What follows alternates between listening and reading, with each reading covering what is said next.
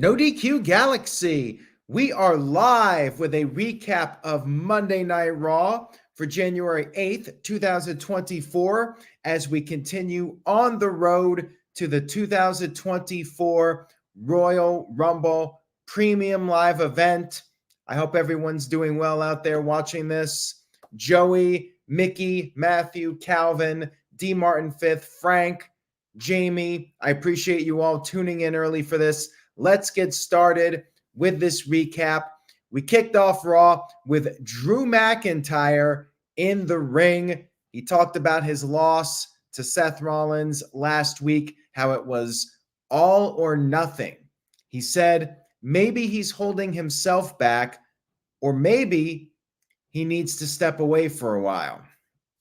He said that he thought about things and realized that Damian Priest cost him the title by trying to cash in Money in the Bank last week. Then McIntyre said that maybe he should leave for 9 years, just like CM Punk. Come back, get a hero's reaction. This led to CM Punk arriving in the opening segment of Monday Night Raw, his first appearance in several weeks. This show was in Portland, Oregon, my old stomping grounds, and the stomping grounds of the late, great Roddy Piper. Punk gave a shout out to Piper and said that, like Piper, he likes to talk, and Drew McIntyre has been doing a lot of talking.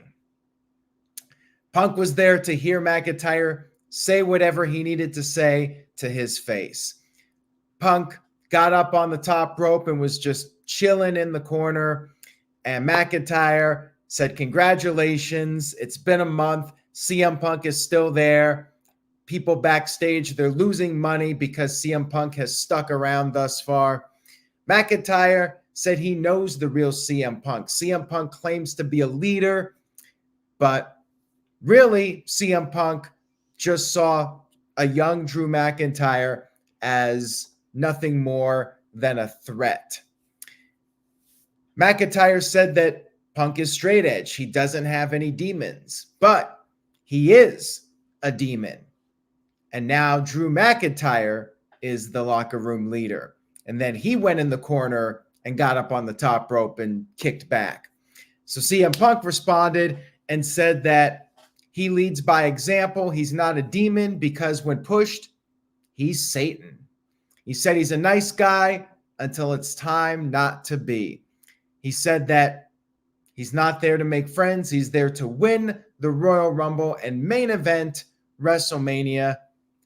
McIntyre responded saying he has main evented WrestleMania, something that CM Punk has never done. And then McIntyre said that he is going to enter the Royal Rumble and he will win the title at WrestleMania in front of live fans. And this time, he's not doing it for the people.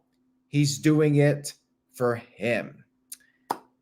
So Drew McIntyre officially in the Royal Rumble. It was a good segment, although I have to say, I was expecting more fireworks out of these two. It was good, but not my favorite CM Punk segment of all time. It was solid, but I was hoping for a little more spice. And I did like the touch with them each going up in the corner. That was good, but I want more. I'm still wanting more from these guys, and I want more intensity and more drama with these guys. But you know what? We still got a few weeks until the Royal Rumble. We'll see where it goes. We had our first match of the evening, which was Finn Bálor versus Tommaso Ciampa. It was basically your standard Raw TV match. Ciampa and Johnny Gargano cut a promo coming to the ring saying that they want the tag team titles. It's a must-win situation for them. I guess for a lot of people, it's must-win. You had Damian Priest out there at ringside. He was interfering. He was getting on the apron. It was your basic Raw match. And Then you had Gargano going after Damian Priest on the outside, and Ciampa tried to help out. Bálor tried to take advantage. He attempted to suplex Ciampa back into the ring, but then Gargano grabbed Bálor's foot. Ciampa fell on Bálor and got the 1-2-3 victory. I'm not surprised. I know Matthew was shocked, but figured this would be a way to build up Ciampa and Gargano for a tag team title match. Although next week they have to face Dominic and JD McDonagh, I believe, to earn a tag team title shot. So they're still not there yet. I guess they got to go through one more match before they can get a tag team title opportunity. This was basically filler. We had Becky Lynch interviewed, and she talked about how Nia Jax didn't get the job done. She did not go to the hospital, and she's already ahead of their last encounter from 5 years ago. Becky said that maybe Nia's getting weaker, maybe she's getting stronger, and she said maybe it's just the beginning with them. But Becky Lynch, the important thing here is that she has officially declared for the Women's Royal Rumble match, and I would say she's an odds-on favorite. Next up, we had Kofi Kingston versus Ludwig Kaiser in a one-on-one match. On commentary, they did bring up how Giovanni Vinci is out for several weeks due to what happened to him last week, and Kaiser was basically looking for revenge. Another fairly standard Raw TV match. It was solid. And they did a non-finish here. Both guys were fighting on the outside. Kofi tried to get back to beat the 10 count. Kaiser stopped him, and both guys were counted out. This was more about the post-match angle that they did. Kaiser just beat the hell out of Kofi Kingston, threw an office chair, and not the soft part, the legs of the chair, threw it right in Kofi's face, and then drop-kicked Kofi's head into the steel steps. And you had security out there, and Kaiser just kept going after Kofi. You had Jason Jordan making a little appearance, Jamie Noble, and Kaiser was just on a complete rampage here, trying to get revenge for his fellow Imperium teammate, Giovanni Vinci. Solid angle here. Good stuff here to build up Kaiser a little bit. And then we had him cut a promo backstage, basically just saying that he blamed Kofi for what happened, and now he's holding the weight of Imperium because of what happened. And they did confirm that next week Gunther will be back, and we'll see what happens with Imperium from there. We had Michael Cole interviewing Nia Jax, and she talked for a bit about how she's a different person. She's more focused now. She's going to run through 29 other women at the Royal Rumble. Rhea Ripley interrupted and said that Nia talks a big game, brought up how last year at the Royal Rumble, Rhea tossed out Nia and had a warning that if Nia does happen to win the Royal Rumble, better keep Rhea's name out of her mouth. So there you have it. Little tease here between Rhea Ripley and Nia Jax, although I would be very surprised if Nia Jax won the Royal Rumble. We had Nakamura backstage attacking Cody Rhodes. They had a little brawl, and because of this, Adam Pearce decided to make their main event match on Raw a street fight. By the way, I was just thinking this to myself, and I don't know if others were thinking the same way, but when CM Punk was out there with Drew McIntyre and they did that segment, my first thought was, oh, cool. I could shut the TV off now, if this wasn't my job, of course. But if I'm just a regular viewer of Raw and CM Punk's already out there at the beginning, I'm like, well, why do I need to watch the rest of the show? I just saw the best part. Click. So I was thinking that in my mind. I don't know if other people were thinking the same way, but yeah, when CM Punk's out there at the beginning, it's like, how do you top that? Just saying. Hamp Connell, shout out to Hamp. Sent in a $5 super chat. Thank you for that, Hamp. Says, today in history from 2006, Edge shocks everyone by cashing in his Money in the Bank briefcase at New Year's Revolution. Next night, the live sex celebration. What a time that was, Edge cashing in. That was a moment in wrestling history.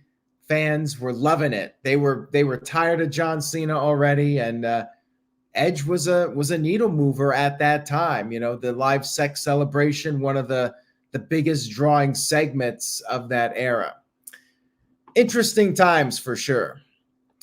All right, back to this week's Raw. We had Chelsea Green, who's not announced like that anymore, teaming up with Piper Niven, getting their rematch for the tag team titles against the Ravers, Katana Chance and Kaden Carter. The locker room was watching, the women's locker room, the tag teams. They were all watching this match, and basic tag team match here. Champions trying to get the titles, but in the end, after things broke down, there was a miscommunication between Piper and Chelsea. Piper was going for the Vader bomb, but Chelsea got tripped up, and Piper accidentally gave the Vader bomb to Chelsea Green, and then Chelsea was pinned. Champs retain. No surprise here, you know. They're probably losing to Asuka and Kairi Sane. So it's like, you got to give the champions a win before they drop the titles, which that's what I'm expecting, at least, the Kabuki Warriors to win the titles. So there you go. This was just, you know, former champions get their rematch type of deal. We had what I actually thought was the best part of Raw, better than CM Punk's segment, the R-Truth video package, talking about how when he was born, he knew he was destined to one day be in the Judgment Day. We had all these images of R-Truth with Judgment Day, walking Abbey Road, showing up on Raw, celebrating their championship victories together. They had this unbreakable bond, said R-Truth, and he had 3 words: live, laugh, and love. It was great. R-Truth is, as Matthew said in the chat room, he is a national treasure. Excellent stuff here from R-Truth. Highlight of the show, in my opinion. And we had a little bit more. We had JD McDonagh versus The Miz. R-Truth showed up, and he had his name. He had like a little tag with his name stickered onto the Judgment Day t-shirt. And entertaining match for what it was. You know, another basic TV match, but you had some comedy here. You had R-Truth out there. Dominic taking a cheap shot to Miz with the referee distracted. And eventually Miz was able to make his comeback. And Miz picked up the win with the skull-crushing finale. Judgment Day backstage, they were very upset about this. They said this has to end. Priest is going to handle things when the time is right. But yeah, something's got to give here soon. And I'm not sure how they end this, but it's been very entertaining with R-Truth. I definitely like it. I wonder how long they can stretch it out. We had our world champion, Seth freaking Rollins, coming to the ring for a promo, basically saying that he's never taken a world title into WrestleMania. He's never been on the marquee. You know, he's been in some big matches. He cashed in Money in the Bank, but never actually going into the show as champion in the headline position. And he said his work is not done, though. He's made the title prestigious, but now the question is, who is he going to beat at WrestleMania. And this led to an interruption from the one and only Jinder Mahal. Jinder was back, and Seth Rollins gave him credit for coming back after getting beat up by The Rock last week. And basically, Jinder felt that Seth Rollins has overlooked him, a former WWE champion, the man that beat Randy Orton for the championship. Mahal wanted his opportunity, and Rollins offered a free shot. Take the first shot. Jinder didn't do it. Rollins started to leave, and of course, Jinder took his cheap shot, and then Rollins fought back. Jinder retreated, and we had the confirmation that next week, Jinder Mahal, former WWE champion, the modern-day Maharaja, will get his chance to face Seth Rollins for the championship next week. I mean, this is more filler. This segment was filler leading up to a filler match prior to the Royal Rumble. Like, I mean, come on. Jinder Mahal. Yeah, I mean, it's something different because Jinder hasn't been on TV in so long. But, I mean, we all know Jinder Mahal doesn't have a snowball's chance in hell of beating Seth Rollins for the title. So it's just, something for Seth Rollins to do until the Royal Rumble. Next up, we had Otis versus Ivar. Meat match here. Big men, meaty men slapping meat. And it was a pretty good TV match here, Ivar going for a springboard crossbody. Otis caught him, power slammed him, world's strongest slam, I should say. And Ivar did a sit-down power bomb out of the corner to Otis, but Otis kicked out of that, and then Otis hit the caterpillar. Ivar, though, recovered, and Ivar picked up the win with the top rope moonsault. Yeah, I mean, it had a few interesting moments in this. Power moves from the big men. Otis is entertaining. Ivar picks up the win. They're continuing with his push. Yeah, it was good.